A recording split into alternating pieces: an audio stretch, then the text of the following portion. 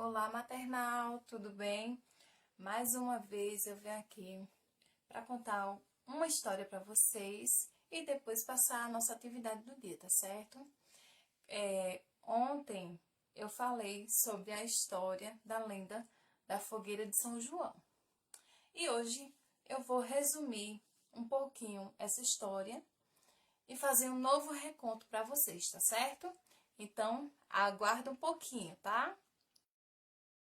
Bom, pessoal, hoje eu vou recontar a lenda da fogueira de São João. Era uma vez uma moça que se chamava Isabel. Isabel tinha uma amiga que se chamava Maria. Então, Isabel decidiu ir visitar Maria na casa dela. E quando chegou lá, Maria viu que Isabel estava grávida. E ela gostaria muito de receber a notícia de quando seu filho fosse nascer. Então, Isabel disse para Maria que quando João nascesse, João ia ser o nome do filho de Isabel.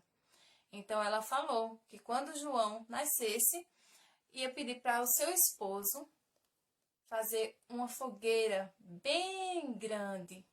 Uma fogueira bem grande e luminosa. Então, Maria ia saber que o filho da sua amiga teria nascido e assim poderia visitá-la.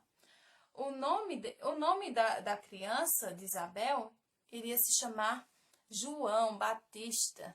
Então, quando João nasceu, o marido dela fez uma enorme fogueira e ficou conhecida como a fogueira de São João. E esse foi o reconto de hoje, tá certo?